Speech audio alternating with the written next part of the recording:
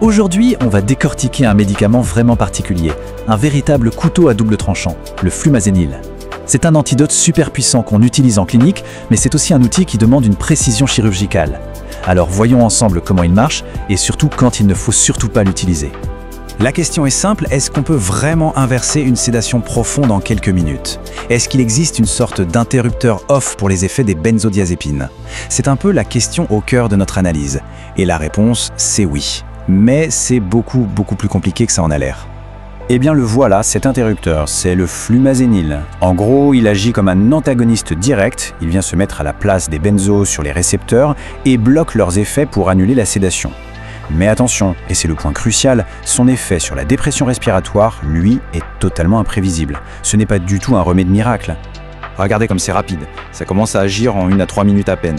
Mais le chiffre qu'il faut absolument retenir, c'est le dernier, une demi-vie d'une petite heure. Et c'est ce détail, cette durée d'action très courte, qui rend son utilisation si délicate et si risquée. Gardez bien ça en tête pour la suite. D'accord. Alors concrètement, quand est-ce qu'on a le droit d'appuyer sur cet interrupteur? Passons en revue les situations bien précises où l'utilisation du flumazénil est non seulement autorisée, mais même recommandée. Les indications sont très claires. Premier cas de figure, pour réveiller un patient après une anesthésie générale ou une sédation pour une procédure. Deuxième scénario, et c'est là que ça se corse, dans le cas d'une intoxication.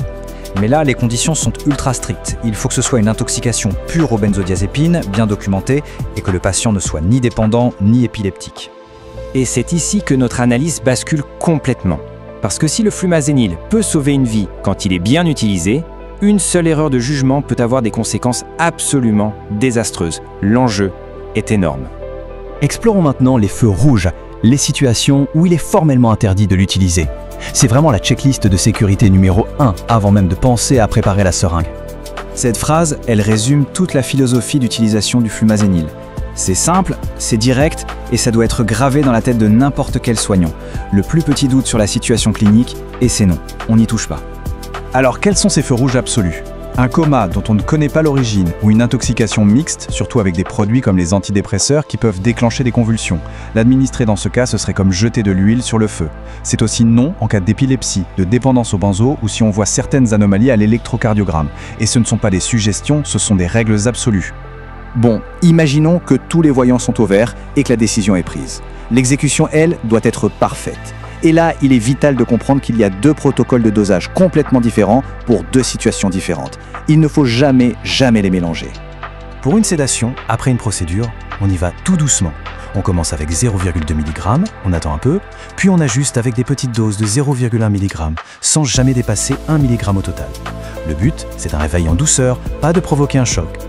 En revanche, pour une intoxication, on change complètement de stratégie.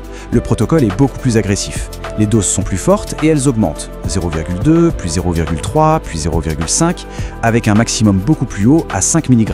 Ça montre bien à quel point le contexte clinique change tout. On arrive maintenant au point le plus critique de toute cette analyse. Une fois que le flumazénil est administré et que le patient a les yeux ouverts, on pourrait penser que le travail est fini. Eh bien non. En fait, c'est la période la plus dangereuse qui commence. C'est ce qu'on appelle la fenêtre de vigilance. Ce chiffre, 1 heure, le voilà qui revient. Et c'est là qu'il prend tout son sens. La demi-vie du flumazénil est tellement courte que l'antidote va être éliminé du corps bien avant la benzodiazépine qu'il est censé combattre. Comme le dit très bien le guide, une récidive de la sédation peut survenir. C'est-à-dire que le patient peut avoir l'air parfaitement réveillé, et puis 1 heure ou 2 plus tard, il peut replonger dans une sédation profonde. Pourquoi? Parce que le flumazénil a disparu, mais la benzodiazépine, elle, est toujours là, bien active. Le risque de résédation, c'est ça le piège principal.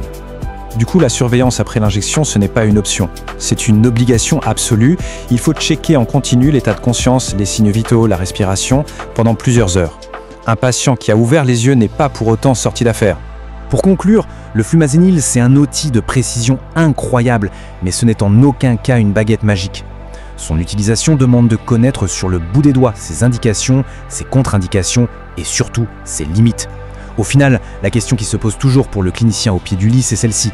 Est-ce que, dans cette situation précise, les bénéfices potentiels sont vraiment plus importants que les risques, qui sont bien réels?